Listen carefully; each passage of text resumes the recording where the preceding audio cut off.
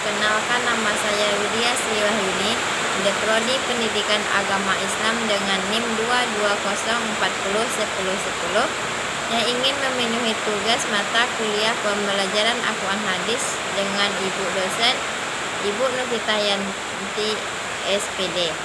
Baik, saya akan menganalisis jurnal yang berjudul tentang mengoptimalkan kegiatan intra keagamaan sekolah dalam menunjang kompetensi pembelajaran Al-Quran Hadis.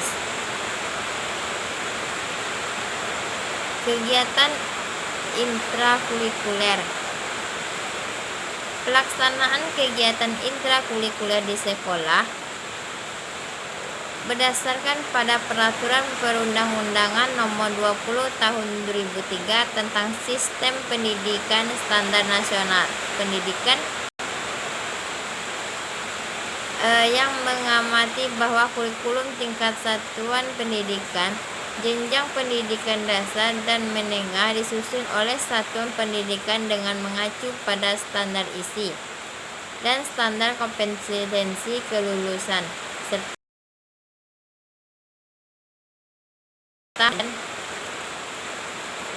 standar nasional pendidikan.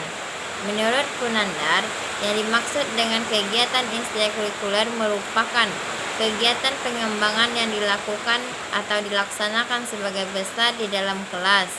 Hal ini sebagaimana yang diungkapkan oleh Umar Hamlik, yang mengatakan bahwa belajar adalah perubahan tingkah laku melalui interaksi antara individu dan lingkungan. Ada berbagai unsur yang dapat dalam pembelajaran, diantaranya adalah motif untuk belajar, tujuan yang hendak dicapai, dan situasi yang mempengaruhi. Jadi faktor yang menunjang efisiensi hasil belajar adalah kesiapan yang berawal dari kesiapan guru dalam pembelajaran, minat dari peserta didik yang dapat ditingkatkan di luar kelas atau ekstra, konsentrasi dalam belajar. Ini disiplin yang ditanam oleh guru kelas atau di luar kelas yang sangat berpengaruh akan keterampilan waktu dalam belajar.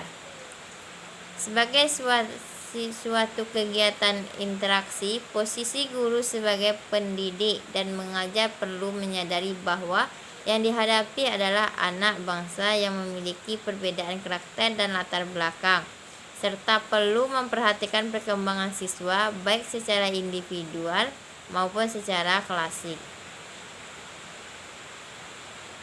Berkaitan dengan hal tersebut, ada beberapa kemampuan dasar yang harus dimiliki oleh guru dalam pembelajaran di kelas. Yang pertama yaitu kemampuan menguasai bahan belajar. Yang kedua, kemampuan mengelola program belajar mengajar. Yang ketiga, kemampuan mengelola kelas. Yang keempat, kemampuan menggunakan media atau sumber belajar. Yang kelima, kemampuan menguasai landasan pendidikan. Yang keenam, kemampuan mengelola interaksi belajar mengajar. Yang ketujuh, kemampuan menilai presentasi siswa untuk kependidikan mengajar. Yang kedelapan, kemampuan mengenal fungsi dan program pelayanan, bimbingan, dan penyuluhan. Yang kesembilan, kemampuan mengenal dan menyelenggarakan administrasi pendidikan. Yang kesepuluh, kemampuan memahami prinsip-prinsip dan menafsirkan hasil penelitian. Ada beberapa prinsip dari pelaksanaan pembelajaran yang hendak ditampilkan dalam kegiatan belajar mengajar, seperti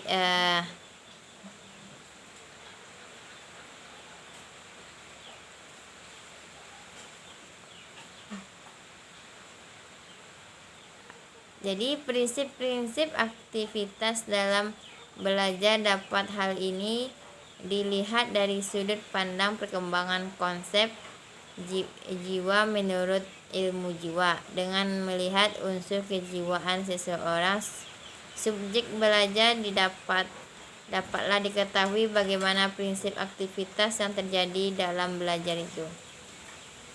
Baik, hanya itu dapat saya sampaikan. Saya akhiri dengan Assalamualaikum warahmatullahi wabarakatuh.